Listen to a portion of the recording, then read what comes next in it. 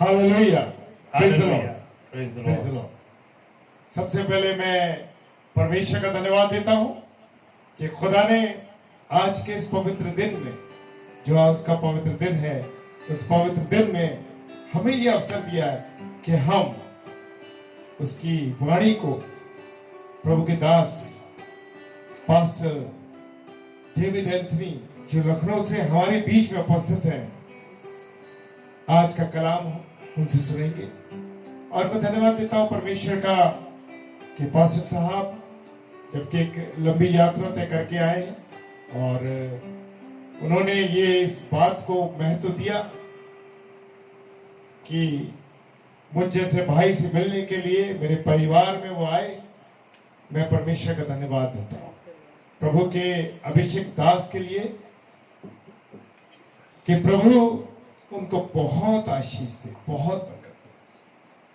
और परमेश्वर ने यह अवसर दिया है हमारे भाई को, पास्टर डेविड एंथनी साहब को, कि वो आज मेरे घर आगरा से परमेश्वर के कलाम को मेरे परिवार के साथ मिलकर के आज सुनाने जा रहे हैं। Amen. और परमेश्वर आज क्या उनके द्वारा हमसे बातचीत करने जा रहा है, परमेश्वर का धन्यवाद हो। धन्यवाद। और बाकी मेरी पत्नी को हम सब जानते हैं और वो हमारे साथ प्रेजेंटशिप करेंगी। पास्टर साहब का मैं तहे दिल से शुक्रिया अदा करता हूँ Thank you. कि वो हमारे साथ आज का कलाम मेरे घर से, आगरा शहर से, धन्यवाद देता हूँ। सच में मेरे लिए एक अवसर है, एक बहुत खूबसूरत अवसर है कि हमारी बातें उनके साथ होती थी। फोन पे बात हुई, पेज पे बहुत बार बोले, एक सुंदर कलाम को उनसे सुनते रहे। लेकिन आज खुदा ने ये मौका दिया कि रूबरू मिल सके, सो मैं खुदा का तहे दिल से, अपने परिवार से धन्यवाद देता हूँ। आइए इससे पहले हम परमेश्वर के कलाम में चलें, परमेश्वर की महिमा करें, उसकी आराधना करें, उसकी स्तुति करें। आइए मिसेस डेविड के माध्यम से और पास्टर साहब और हम सब मिल करके परमेश्वर की महिमा। आप सबको जय मसीह की। जय मसीह की। तो जैसे कि बहुत आनंद की बात है कि आज हमारे साथ पास्टर डेविड एंथनी जो हमारे परिवार में, हमारे बीच में, हमारे साथ परमेश्वर की महिमा के लिए उपस्थित हैं। परमेश्वर का धन्यवाद देते हैं कि परमेश्वर ने अपने दास को हमारे परिवार में भेजा कि हम आज प्रभु के दास के द्वारा प्रभु के वचन को हम सुनने पाए, ताकि मैं, हम सब, आप सब प्रभु के इस वचन से आशीषित होने पाए। जैसे कि उपवास काल चल रहा है और हम जानते हैं कि इस दुख भोग के दिनों में जैसे परमेश्वर ने मेरे लिए, आपके लिए, हम सब के लिए उस क्रूस पर बलिदान दे दिया और उस लहू के द्वारा वो दाम देकर हम सबको उस गुनाह से बचा लिया। हम परमेश्वर का धन्यवाद देते हैं उसके इस बड़े बलिदान के लिए, क्योंकि वो प्रेम जो बहुत ही अनोखा प्रेम, अद्भुत प्रेम है, जो कोई भी हमारे साथ वो प्रेम नहीं कर सकता। परमेश्वर का धन्यवाद देते हैं कि पिता ने हमारे प्रेम की खातिर अपने इकलौते पुत्र को इस पृथ्वी पर भेज दिया है। Thank you Lord. तो चलिए आज प्रभु के इस वचन को हम मनन करने से पहले परमेश्वर के आराधना में गीत गाएंगे और उस दिन को, उस घड़ी को हम इस गीत के माध्यम से उस बात को की कल्पना कर सकेंगे किस तरह से प्रभु यीशु मसीह ने हमारे खातिर उस दुख को सहा। और ये गीत हम सबको आता है, यीशु सलीब पर हुआ।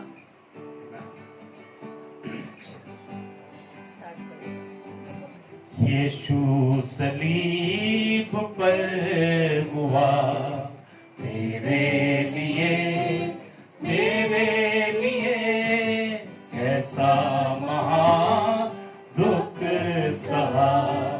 तेरे लिए, मेरे लिए मारा गया था क्रूस पर, भेजा गया था क्रूस पर, मारा गया था क्रूस पर, छेदा गया था क्रूस पर। मैं भी बचा, तुम भी बचो, मैं भी बचा, तुम भी बचो, यहोवा की सजाओं से।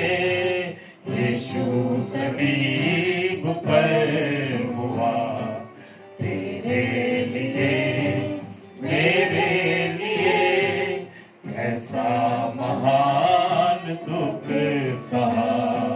तेरे लिए, मेरे लिए, धो डालो आज पापों को, दिल से मिटा लो दागों को।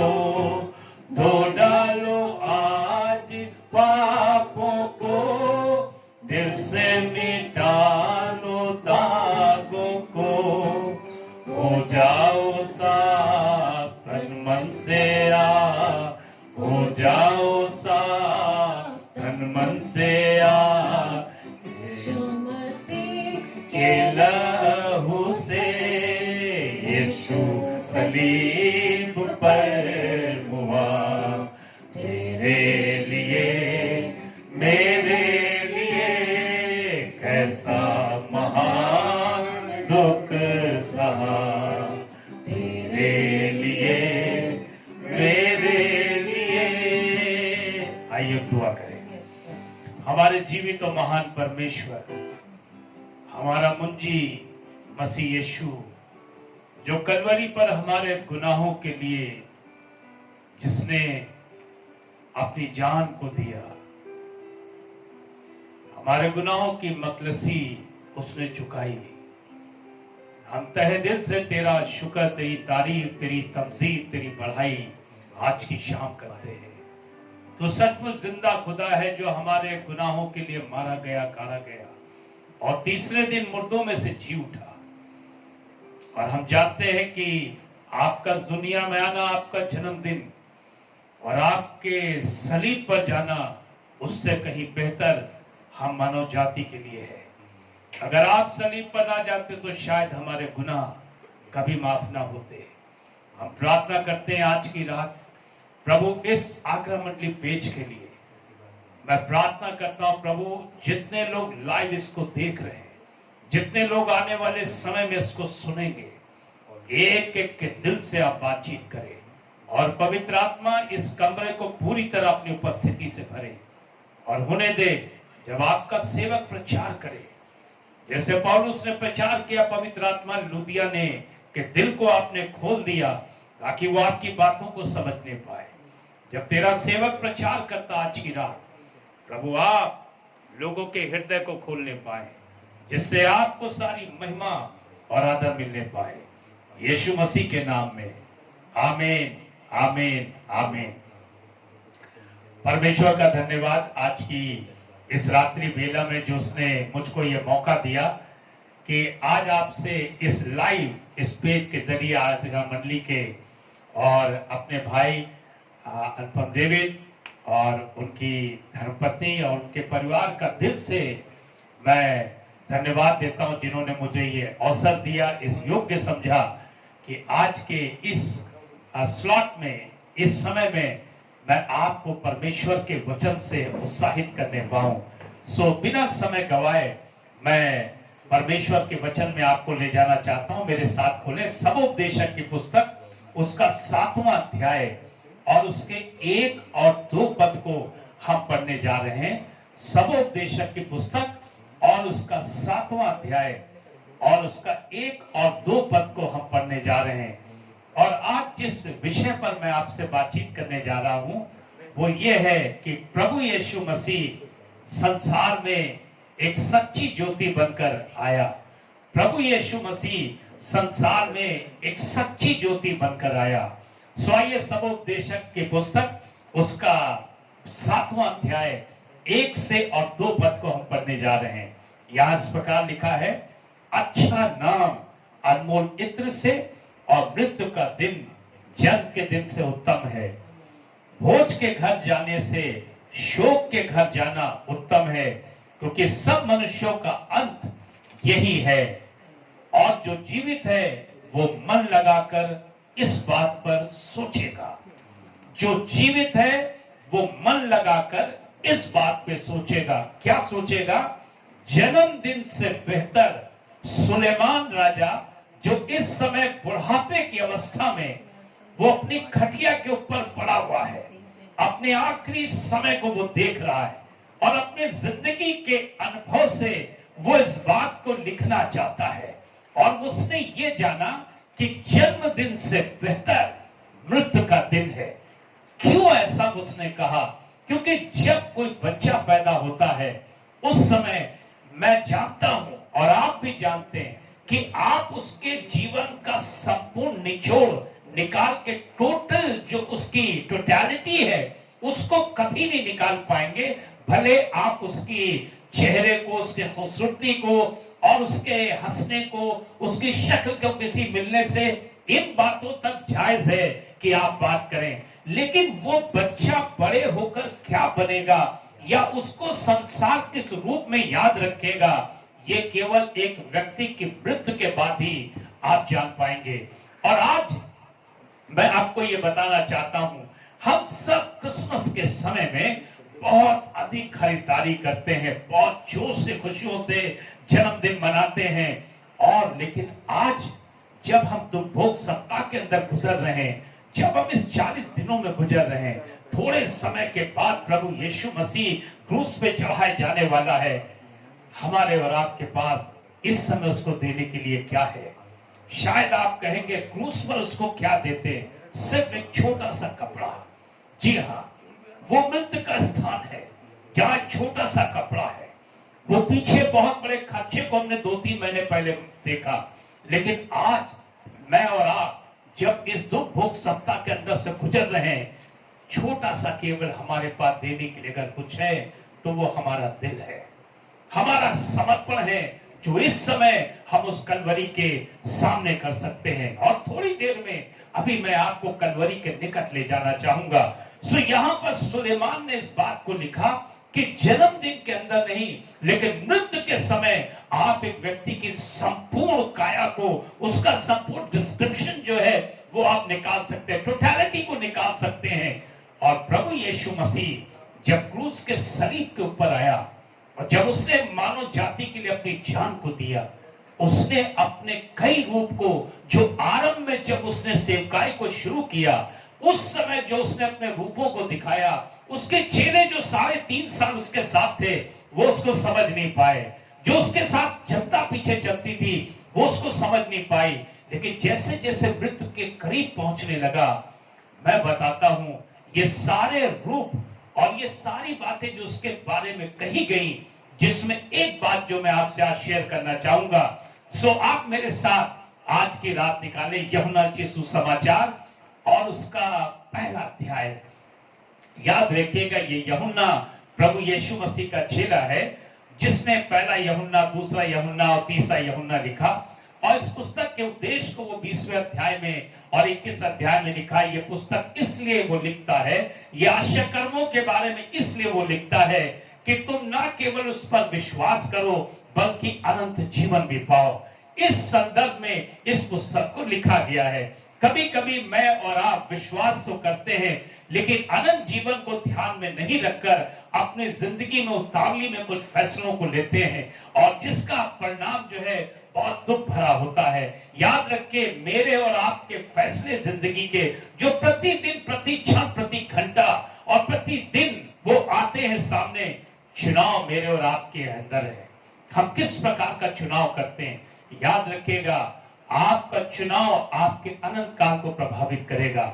सो आज की रात मैं आपको बताना चाहता हूं, अगर यूहन्ना को देखें तो यूहन्ना ने प्रभु यीशु मसीह के बारे में, अगर इसका पहला अध्याय उसके 9वें पद को पढ़ें, यहां पर यूहन्ना प्रभु यीशु मसीह को दुनिया में सच्ची ज्योति के रूप में दिखाता है। आमीन। जी हाँ, 9वें पद में वो कहता है इस प्रकार से, यहाँ पे सच्ची ज्योति जो हर एक मनुष्य को प्रकाशित करती है, वो जगत में आने वाली थी। उसके बाद जब आप उसके 29 पद को देखेंगे, यही यूहन्ना उस प्रभु यीशु मसीह को परमेश्वर के मेमने के रूप में दिखाता है। जी हाँ, और उसके बाद जब आप यूहन्ना के 3 अध्याय 16 पद को पढ़ेंगे तो आप इस बात को जानेंगे कि वो यूहन्ना प्रभु यीशु मसीह को परमेश्वर का प्रेम प्रकट करने वाला दिखाता है। और उसके बाद जब आप 6ठे अध्याय पर पहुंचेंगे, जहां पर वो कहता है कि वो जगत में जो रोटी आई सच्ची जीवन की, जो जीवन देती वो यही है। वो जीवन देने वाले के रूप में यीशु मसीह को दिखाता है। 1:9 में सच्ची ज्योति के रूप में दिखाता है। 1:29 में परमेश्वर के मेमने के रूप में यूहन्ना दिखाता है। उसके बाद 3:16 में परमेश्वर के प्रेम को प्रदर्शित करने वाले के रूप में दिखाता है। और 6ठे अध्याय के 33 पद में आगे वो वहां पे कहता है वो दुनिया में जो जीवन देने रोटी आई वो प्रभु यीशु है। तो आज मैं चारों में से केवल एक हिस्से में आपको ले जाना चाहता हूं, और वो है ज्योति। जी हाँ, सो जब यूहन्ना इस बात को कहता है कि वो सच्ची ज्योति है, ज्योति का कैरेक्टर ये है, आप जिस भी स्थान पर हो, जहां भी अंधेरे में कोई चीज पड़ी हो, अगर ज्योति वहां पर प्रकट हो गई तो याद रखिएगा वो चीज सामने दिखने लगेगी। जब प्रभु यीशु मसीह सेवा में आए, 2 प्रकार के लोग उनके सामने आए। एक वो आए जिन्होंने उस ज्योति से प्रेम किया और उसके करीब आए। शिमोन के बारे में लिखा, वो मंदिर में उसकी बात हो रहा था, और जब वो आया उसने हाथों में लिया, बहुत वो आनंदित हो गया। लेकिन दूसरी तरफ एक समूह है, वो क्या है, वो ज्योति में आना नहीं चाहता, उसके विरुद्ध काम करना चाहता। क्यों? क्योंकि वो ज्योति बार बार उनके छुपे हुए गुप्त पापों को और उनकी जीवन के चरित्र को उभार के रखती थी। और आज इसमें में कई चरित्र हैं। जब यीशु मसीह क्रूस पर जाने लगे, उस समय ज्योति ने कईयों के असली चेहरों को प्रकट कर दिया, छुपे हुए राजों को खोल के रख दिया। उसमें कई हैं जिनमें 2 बार यीशु ने शैतान शब्द का प्रयोग किया, एक पतरस, दूसरा यहूदा इस्करियोती। आज मैं आपको इस ज्योति ने यहूदा इस्करियोती के किस चरित्र को प्रकट किया, ये मैं आपको दिखाने चाहता हूं कि जब वो आया प्रभु यीशु मसीह के बाद, उस समय कोई चेले 3.5 साल तक इस बात को भांप नहीं पाए कि वो कौन है।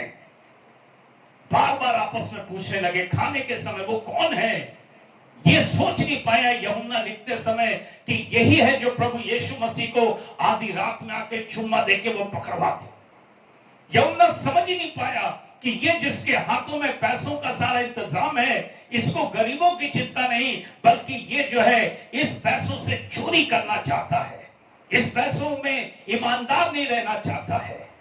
और आइए मैं आपको घटना में ले चलता हूं, और वो घटना यूहन्ना ने दिखाया उसके 12वें अध्याय में। सब मेरे साथ देखे यूहन्ना की पुस्तक और उसका 12वां अध्याय, और उसके 1 से लेकर और 8 पद तक इस समय हम पढ़ने जा रहे हैं। यहाँ पे इस प्रकार लिखा है, यीशु फसह के 6 दिन पहले बेतनिया में आया, जहां लाजर था जिसे यीशु ने मरे हुए में से जिलाया था।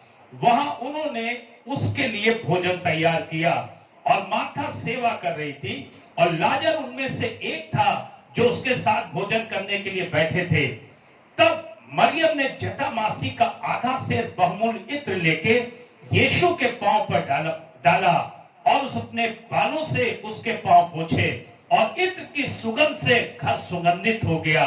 परंतु उसके चेलों में से एक यहूदा इस्करियोती नामक एक चेला जो उसे पकड़वाने पे था, कहने लगा, ये इत्र 300 दिनार में बेचकर कंगालों को क्यों ना दिया गया।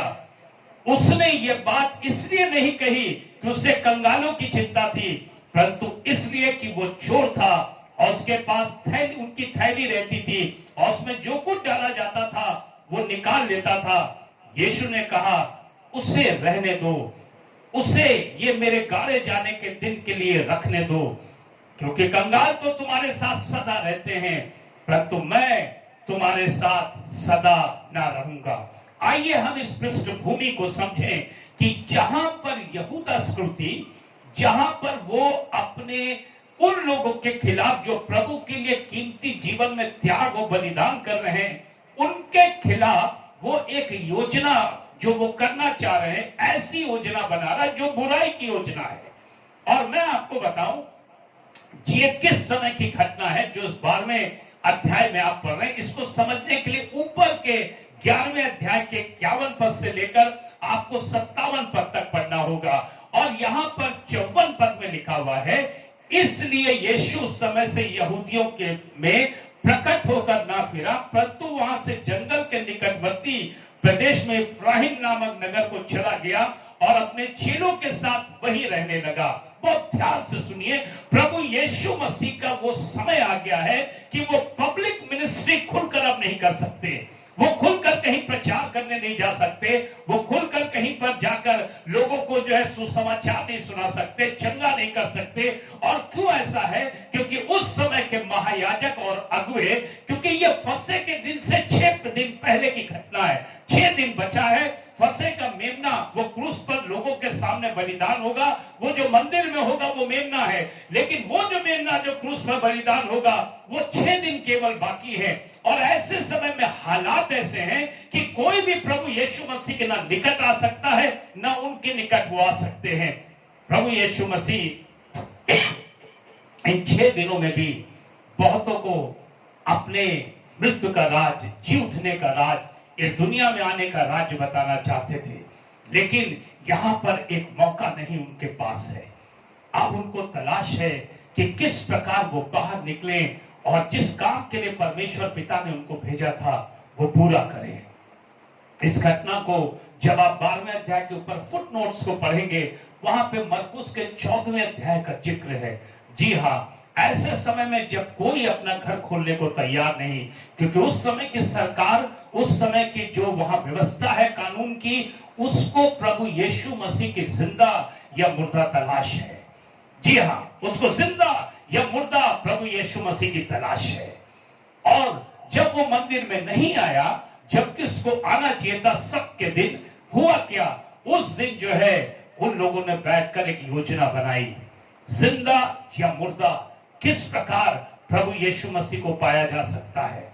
हुआ ये कि सब जो चेले थे, कुछ वो तो उसके साथ रह गए, लेकिन वो जिन्होंने अपने जीवन में आश्चर्य कर्म देखा था, शायद उस समय की सरकार ने चारों तरफ पोस्टर लगाए हो, जिंदा या मुर्दा, उनको खबर दी जाए, इतना बड़ा इनाम उस व्यक्ति को दिया जाएगा। और ये व्यक्ति आखिर में इस बात में सहमत हो गया, ये यहूदा इस्करियोती सहमत हो गया। जी हाँ, 30 चांदी के सिक्कों में ये सहमत हो गया। लेकिन मैं आपको यहां पर एक बात बताना चाहता हूं, वो ये बात है कि इस हालात के बीच में मरकुस 14 में लिखा शिमोन कोढ़ी, जो एक बार कोढ़ में था, अच्छी तरह जानता कि अगर इस समय प्रभु यीशु को मैंने बुलाया और कानून व्यवस्था को यह पता चला कि वो उसके घर में है, एक अपराधी को जिसकी तलाश है उसको वो पनाह दे रहा है, उतनी बराबर सजा क्रूस की मिलेगी जितनी यीशु को मिलने वाली थी। कई जगह पे सरकार ने वहां पे जाकर जरूर ये कहा होगा, कई जगह पर जाके सरकारी लोगों ने छापे मारे होंगे, सामरी स्त्री के घर मारा होगा, बहुत बुरी तरह यातनाएं दी होगी। उस अंधे को जिसकी आंखें अंधी थी, जो देखने लगा, उसको भी उन्होंने बहुत बुरी तरह यातनाएं दी होंगी। कई लोग ऐसे बीमार थे जिनके घरों पर छापा पड़ा, पतरस की सास के घर पर छापा पड़ा होगा। जी हाँ, जब अपराधी नहीं मिलता है लंबे समय तक, उसके घर के लोगों पर छापा मारा जाता है और उन्हें पूरी तरह प्रताड़ित किया जाता है।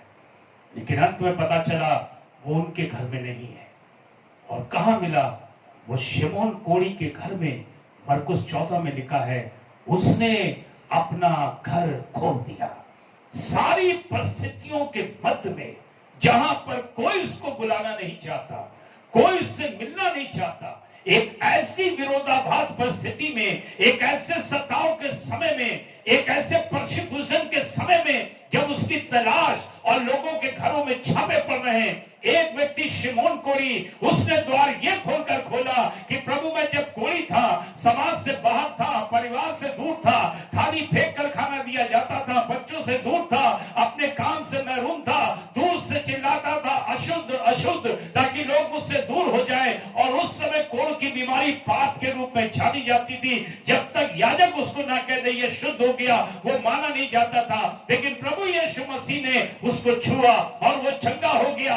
आज वो प्रभु यीशु मसीह के उस कंस का, उस एहसान का बदला चुकाना चाहता है और अपनी जान देकर जो है, अपनी कीमत लगाकर जान की, वो अपने द्वार को खोलना चाहता है। और उसने वहां पर द्वार को खोल दिया। प्रभु यीशु मसीह आए अपने चेलों के साथ और वहां पर ये मीटिंग हो रही है जो अध्याय 12 के अंदर है।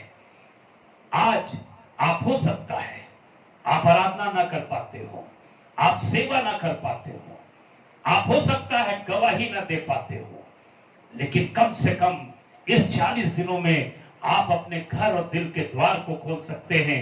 किसी सेवक या सेविका को बुला सकते हैं कि वो आपके घर में आए और लोगों को प्रभु का वचन सुनाए, पवित्र आत्मा उनके हृदय को खोले और यीशु जो क्रूस पर बलिदान हुआ उनके पापों को क्षमा करके उनका मुक्तिदाता और उद्धारकर्ता बन जाए। ये काम कोई भी कर सकता है। हालेलुया। ये जरूरी नहीं कि आप भी सेवा करें और प्रचार करें, आप प्रभु से जो काम कर सकते हैं वो आप करें। और हुआ क्या, प्रभु यीशु मसीह ने उस घर में जब एंट्री ली, वहां पर बैठा, मैं आपको बताता हूं, एक स्त्री को केवल एहसास हुआ कि प्रभु यीशु मसीह थोड़े दिनों में मारे जाने वाला है, गाड़े जाने वाला है, थोड़े दिनों के अंदर ही जो है हमारा इनका साथ छूट जाएगा, मैं जो पाप में मेरा जिंदगी है वो दोबारा कभी क्षमा मिलेगी नहीं, ये आखिरी मौका है। और मैं आपको बताऊं, ये बात वो सोच रही है और एक कीमती बलिदान के लिए वो करने को यीशु के सामने तैयार है, लेकिन ये 12 के 12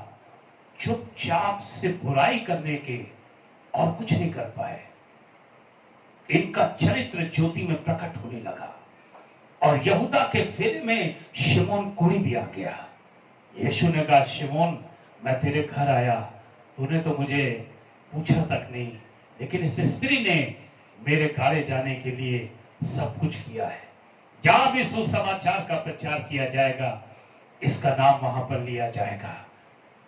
और मैं आपको बताऊं, मेरी और आपकी जिंदगी में कभी कभी मैं और आप कलीसिया को, सेवक को, प्रभु यीशु मसीह को, वचन को, बाइबल को, प्रार्थना को, उपवास को हल्के में ले लेते हैं, क्योंकि हम बहुत लंबे समय से यीशु के साथ रहे हैं और हमें एक ओवर कॉन्फिडेंस हो गया है कि वो तो हमारा उद्धार करता है। लेकिन वहीं पर आप पहले प्रेम से दूर हो सकते हैं। जी हाँ, आपको गंभीरता से इस खतरे को जांचना होगा। क्या मैं कहीं वो पहला सा प्रेम जो यीशु के नाम सुनते ही मेरे अंदर आनंद भरता था और जो अंदर जोश को लाता था, जो उसके प्रति प्रार्थना के लिए मुझे, जो उसके प्रति जो है वो मुझे दुख उठाने के लिए, उसके प्रति सताव उठाने के लिए, उसके लिए मुझे कीमती से कीमती त्याग करने के लिए, उसके लिए सब कुछ करने के लिए, वो पहला सा प्रेम जो है जो मुझे उत्साहित करता था, कहीं वो पहला सा प्रेम मैंने छोड़ तो नहीं दिया। ये सबसे बड़ा खतरा, क्योंकि लिखा अंत के दिनों में अधर्म के बढ़ने से बहुतों का प्रेम जो है वो ठंडा हो जाएगा। जी हाँ, आगे के दिन कठिन है, पीछे मुड़ के देखना नहीं। आगे के दिन कठिन है, पीछे मुड़ के देखना नहीं। प्रेम ठंडा होगा जरूर, प्रभु यीशु को छोड़ना नहीं। प्रेम ठंडा होगा जरूर, प्रेमी यीशु को छोड़ना नहीं, छोड़ना नहीं, हाँ छोड़ना नहीं। प्रेमी यीशु को छोड़ना नहीं। आगे के दिन कठिन है, अधर्म के बढ़ने से बहुतों का प्रेम ठंडा हो जाएगा। ऐसी परिस्थिति में जब यीशु बाहर नहीं निकल सकता, खुलेआम फिर नहीं सकता, उसको तलाश है कोई घर खुल जाए जहां से वो लोगों से कनेक्ट होने पाए। ऐसे समय में जब किसी ने घर नहीं खोला, शिमोन कोड़ी ने, लिखा है 12 अध्याय के फुटनोट में, उसने अपने घर को खोल दिया। और मैं आपको बताऊं, ये बहुत बड़ा खतरा है कि शिमोन कोड़ी को भी एहसास नहीं कि यीशु वहां बैठा है, उसी के सामने यहूदा बुराई कर रहा है, उसी के साथ वो भी शामिल हो गया और चेलों को भी एहसास नहीं। कभी कभी हमारे शादीशुदा जीवन में, कभी कभी परमेश्वर ने जो हमें पति दिया, पत्नी दिया, बच्चे दिए, सेवा दिया, चर्च दिया, कभी कभी हम हल्के में लेते हैं। ये तो अक्सर आते रहते हैं। वो शुरुआत का जोश, वो पहला प्यार हमारे में धीरे धीरे खत्म होने लगता है। जो हमारे पतन की बहुत बड़ी निशानी है। जी हाँ, ये सब कुछ हमें परमेश्वर से मिला है और अंत तक जो हमने परमेश्वर के सामने हाँ की उसे हाँ में बने रहना होगा। आप 12वें अध्याय की तरफ आए। सबसे पहले यहाँ पे लिखा हुआ है कि वहां पर लाजर आया। लाजर ऐसे समय में जब कोई यीशु के साथ खड़ा नहीं होना चाहता, उस बेतनिया के अंदर, इसके बाद लाजर ने उसको उस जगह पर अपने घर बुलाया और वहां से अपने घर बुलाने के बाद उसने खड़े होकर गवाही दी। और आगे लिखा हुआ 9 से 10 और 11 पद में, क्योंकि बहुत से लोगों ने यीशु के कारण नहीं, लाजर के कारण उस पर विश्वास किया और वो लाजर की खोज में लग गए। याद रखिएगा, आपको प्रभु के पीछे चलने के कारण एक बहुत बड़ी कीमत आपको चुकानी होगी। और यहाँ पे लिखा हुआ है उस कीमत को ये चुकाना था लाजर को कि उसको सबके सामने गवाही देनी थी। बहुत छोटी सी गवाही दी उसने, मैं मर गया था अब मैं जीवित हूं। उस अंधे ने बहुत छोटी गवाही दी, मैं अंधा था अब मैं देखता हूं। और मैं आपको बताऊं, इस छोटी सी गवाही ने बहुतों को यीशु पर विश्वास करने पर मजबूर कर दिया। इस गवाही ने फोकस को यीशु से हटा के लाजर के ऊपर रख दिया। आज लोग यीशु को नहीं जानते, लेकिन आपको यीशु के रूप में जानते हैं, लाजर के रूप में जानते हैं, मरियम के रूप में जानते हैं। और यहाँ पे लिखा, उसके बाद मरियम जो है वो उसके पांव पर बैठकर वो जटामासी का तेल इतना खींचती जिसकी चेहरे बुराई करने लगे, लेकिन यीशु ने उसका पूरा विरोध किया और उसने कहा मेरे गाड़े जाने के लिए इसने ऐसा किया, जहां भी सुसमाचार के लिए प्रचार किया जाएगा इसका नाम लिया जाएगा। क्योंकि मरकुस बताता सुसमाचार का त्याग करना आपको निश्चित एक इनाम देगा जीवन की पुस्तक में। उस स्त्री ने एक बात तैयार किया, उसका नाम जीवन की पुस्तक में आज तक लिखा है और हमेशा के लिए लिखा जाएगा। वो मरियम वो यीशु के पांव के पास आके बैठ गई और उसकी वो जो है आराधना करने लगी, उसकी बात को सुनने लगी। हो सकता है आप द्वार ना खोल पाए, आप प्रभु की आराधना कर सकते हैं। अगर आप प्रभु की आराधना नहीं कर सकते, बाहर निकल के आप खड़े होकर लाजर के समान गवाही दे सकते हैं। उसके बाद लिखा मार्था, जो पहले तो लूका में लिखा हुआ है कि वो व्यर्थ बातों की चिंता में थी, लेकिन अब के बिना मौका गवाए वो प्रभु यीशु की सेवा कर रही है।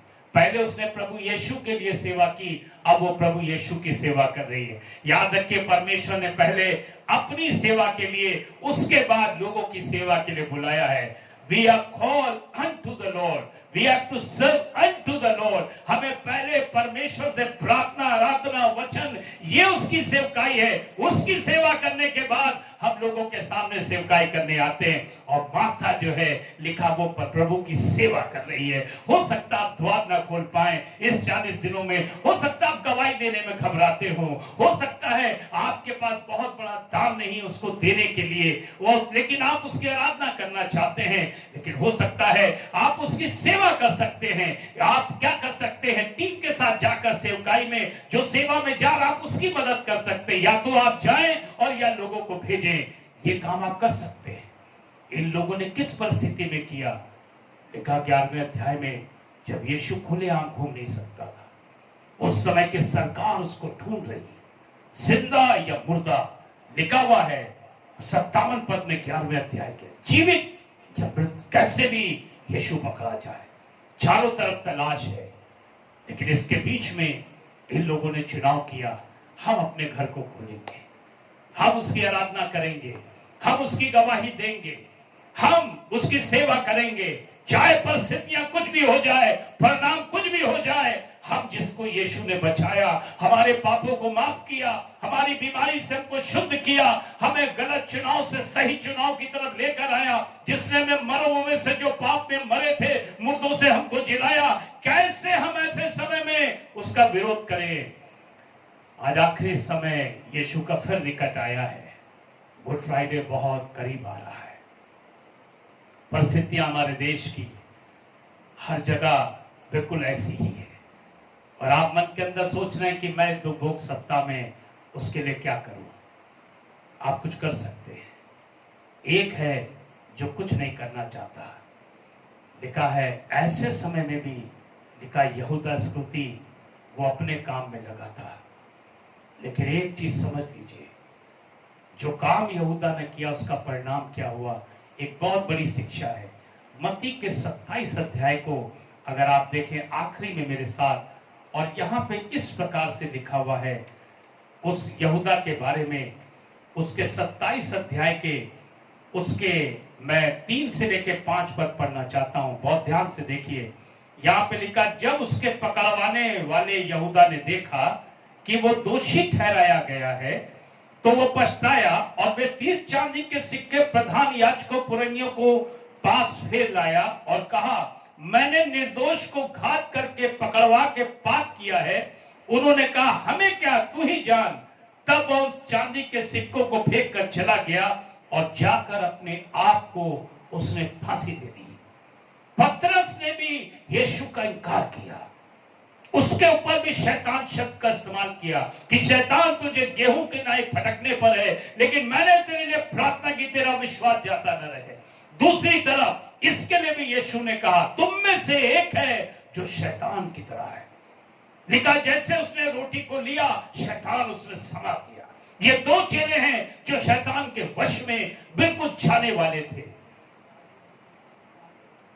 एक ने पश्चाताप में इंसान से आके माफी मांगी, महायाजकों से और उस समय के लीडरों से आके माफी मांग के कहा, मैं पापी हूं, मैंने पाप किया निर्दोष के खिलाफ और उस पैसे को वापस करना चाहा। मनुष्य से माफी मांगी, जिसका अंत ये हुआ कि उसके अंदर निर्दोष की भावना जा नहीं पाई, जो उसके 27 के शुरुआत में लिखा हुआ 3रे पद में, जब अपने आप की जो दोष की आत्मा उसके अंदर पाप की, वो मनुष्य नहीं दूर कर पाया। उन्होंने कहा, हम इसमें क्या कर सकते। तब भी वो नहीं समझा, तब भी वो जा सकता था यीशु के पास पश्चाताप करने, लेकिन पतरस प्रभु के पास आया, उसने प्रभु से माफी मांगी। प्रभु ने कहा, पतरस सारी बातों को छोड़कर एक बात बता, क्या तू मुझसे प्रेम करता है? उसने कहा, हाँ प्रभु।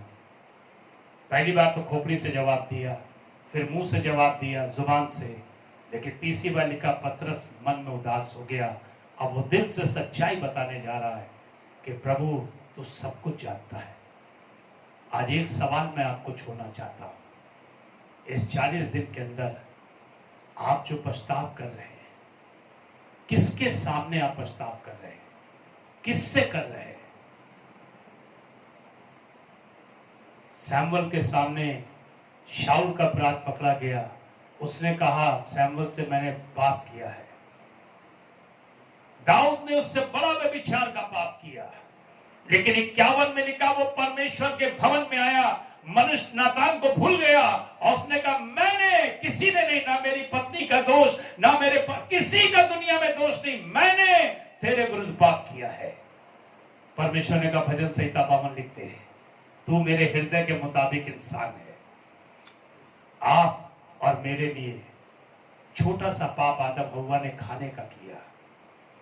मेरी दृष्टि में, आपकी दृष्टि में छोटा हो सकता है, लेकिन परमेश्वर की दृष्टि में बड़ा हो सकता है। एक नाव को डूबने के लिए एक छेद काफी है।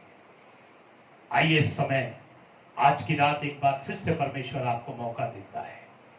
इस 40 दिनों में आप अपने दिल को खोले, अपने द्वार को खोले, सेवकों के लिए आराधना करें, गवाही दें। ये वो समय है, यीशु ने आपके लिए बहुत बड़ा कलवरी पर बलिदान किया है, जो दुनिया में किसी ने नहीं किया। जी हाँ, यीशु को पकड़वाने जब लोग आए, उसने कहा, मैं हूं, तुम्हें ये सब लाने की क्या जरूरत है, मैं हूं। जी हाँ, और दिल्ली के एक सभा में एक गुरु जी को पकड़ने जब लोग आए, वो स्त्रियों के कपड़े पहन के भाग गए। हमारे गुरु और दुनिया के गुरु में बहुत बड़ा फर्क है। आज मैं आपको एक ऐसे गुरु के बारे में बताना चाहता हूं, जिसने दिलेरी से मौत का सामना किया, क्योंकि वो इसके लिए आया था। आज कोई ऐसा नहीं जो आपके पापों के लिए अपनी जान दे दे। किसी के पास आपके पाप क्षमा करने का अधिकार नहीं, केवल उस परमेश्वर के पुत्र को न्याय करने का अधिकार दिया है। आज वो आपका उद्धार करता है। 2 भाई थे, एक वकील, एक डाकू। जब वो डाकू डकैती करके आता, बड़ा भाई वकील मुकदमों में छुड़ाता, लेकिन वो उस चीज को हल्के में लेने लगा। अब बड़ा भाई वकील बन गया, छोटे भाई ने बहुत बड़ा मर्डर कर दिया, कई चीजों के गुनाह में पकड़ा गया। जब वो सामने लाया गया एक नया वकील खड़ा हुआ, लेकिन उसके बड़े भाई ने जो जज की सीट पे बैठा था न्यायी, उसने लिखा दफा 302 के तहत हत्या के जुर्म में तुमको मौत की सजा दी जाती है। वो चिल्लाया, बिखर गया, कहने लगा भैया मैं तेरा छोटा भाई। उसने कहा जब मैं वकील था मैं तेरा भाई था, लेकिन आज मैं न्यायी हूं। आज प्रभु यीशु मसीह अनुग्रह के दिनों में आपका वकील और उद्धार करता है, आपके केस को फाइट करेगा, आपके हर गुनाह के, चाहे वो किसी तरह के हो, किसी तरह की प्रॉब्लम हो, उसको वो फाइट करेगा और आप निश्चय जीतेंगे अगर यीशु आपका वकील है। और आज वो आपका उद्धार करता और आपका प्रभु बनना चाहता है, अगर आप उसको अपने दिल में आने दें और अपने गुनाहों से पछतावा करें। और बपतिस्मा ने उद्धार आपका है, और अगर आपने ऐसा नहीं किया, अब वो न्याय बनकर आ रहा है, जहां पर आपके लिए दोबारा कोई अनुग्रह नहीं, कोई माफी का समय नहीं। फैसला आपके हाथों में आज की रात इस आगरा मंडली के पेज से आपको दिया जाता है। ये इनविटेशन, ये न्योता कि आप उसको अपना उद्धार करता और स्वामी ग्रहण करने को तैयार है। अगर तैयार है तो मेरे साथ इस लाइन को दोबारा गाए। परमेश्वर आपको आज की रात ब्लेस करे। यीशु सलीब पर मुआ तेरे लिए मेरे लिए, कैसा महान दुख सहा तेरे लिए मेरे लिए, मारा गया था क्रूस पर, भेदा गया था क्रूस पर, मारा गया था क्रूस पर, भेदा गया था क्रूस पर। मैं भी बचा तुम भी बचो, मैं भी बचा तुम भी बचो, यहोवा की सजाओं से। यीशु सलीब पर हुआ तेरे लिए मेरे लिए। महान जीवित परमेश्वर, हम इस आगरा की मंडली के पेज से प्रभु प्रार्थना करते हैं इस आगरा में रहने वाले लोगों के लिए, और जो आज की रात प्रभु लाइव आपको देख रहे और देखेंगे। मैं प्रार्थना करता हूँ इस 2 भोग सप्ताह में जो आपने हमारे लिए सहा, प्रभु कम से कम हम तेरे लिए अपने द्वार को खोल के मीटिंग रखने पाए, प्रभु तेरे लिए कहीं खड़े होकर गवाही देने पाए कि यीशु मेरे पापों के लिए मारा गया, गाड़ा गया और जी उठा। मैं पापों में मर गया था, लेकिन उसने पवित्र आत्मा के द्वारा जिलाया। प्रभु हम आपकी आराधना कहीं शामिल होकर करने पाए, प्रभु हम आपकी सेवा करने पाए। ओ महान परमेश्वर, हम अपने दिल को खोलने पाए। प्रभु हम में से कोई भी ऐसा ना हो जो प्रभु इतने बड़े क्रूस के सामने आकर दोषी ठहर कर वापस लौटने पाए। प्रभु तेरे पास वापस लौटने के लिए शर्त आपका प्रेम है। क्या तू सारी बातों से बढ़कर मुझसे प्रेम करता है? प्रभु आज की रात मदद कर और हर एक का तू प्रभु उद्धार करता बन जा, ये हमारी प्रार्थना है। एक एक को पिता पुत्र पवित्र आत्मा के नाम में प्रभु मैं ब्लेस करता। आज की रात प्रभु ये सवाल तू जो जगत की ज्योति है, हर एक के जीवन को सामने लेकर आने पाए तेरे कलवरी के यीशु के नाम में, आमीन। आप सबों को प्रभु बहुत आशीष दे, विशेषकर आगरा मंडली के। आई thank the Lord for this page and really the thankful for the shepherd of this page, Brother Paul David, his dear wife. Thank you so much giving me this wonderful opportunity to bring God's word this evening, and I do believe God is going to speak and God is going to bless through his word. God bless you all.